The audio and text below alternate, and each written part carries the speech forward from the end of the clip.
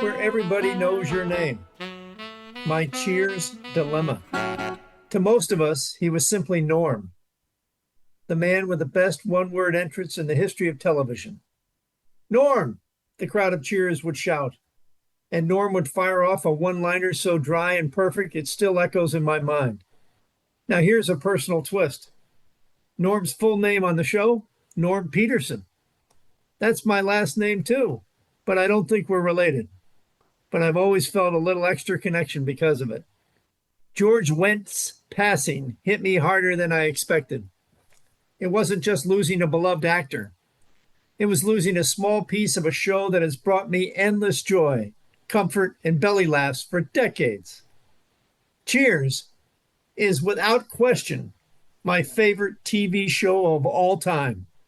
Whenever I stumble into a rerun, I sit down just for a minute, and then 40 minutes and several out loud laughs later, I'm still there. The show is that good.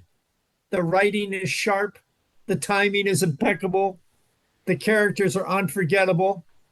And the themes, friendship, failure, loyalty, loneliness, longing, ego, identity, love, confusion, all distilled into one little Boston bar with a wooden counter and a wisecracking staff. But here's the thing. Just the other day, I was watching an episode with my 38-year-old daughter. About halfway through, she turned to me and said something that's stuck in my head ever since. She said, "This show would never fly today." I laughed, nodded, and then stopped. Wait, why not? We didn't unpack it much at the moment, but I think I know what she meant. Cheers, for all its brilliance, is also very much a product of its time. It's male-dominated. It sometimes leans into outdated gender dynamics and power imbalances. Some of the jokes land a little off-key to modern ears. The roles of women, especially early on, are often framed through the lens of how they relate to men around them. Diane Chambers is brilliant and funny, but is often played as a neurotic foil to Sam's swagger.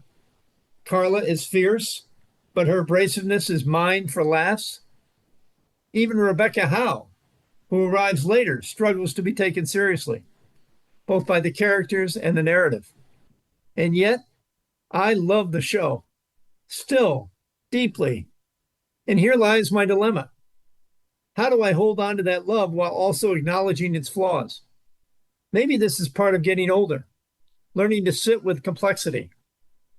I don't need to defend Cheers as perfect. I can love it for what it gave me: laughter, comfort, and community, while also recognizing the ways it doesn't reflect today's values. I can cherish Norm and Cliff and Woody and Frasier and Sam, while wishing there had been more for Diane, Carla, and Rebecca.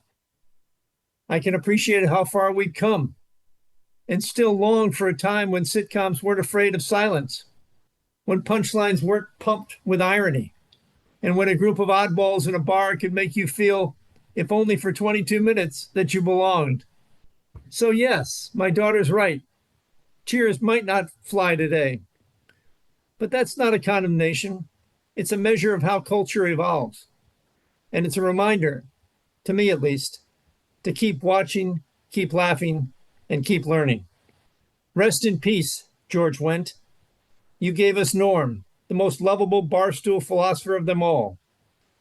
And to Cheers, thank you for always being that warm, familiar place where everybody knows your name.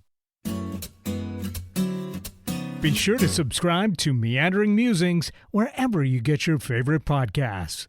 For more about Neil Peterson and to read more Meandering Musings and travel essays, visit meanderingmusings.net. Tell your friends about Meandering Musings and leave us a review on Apple Podcasts.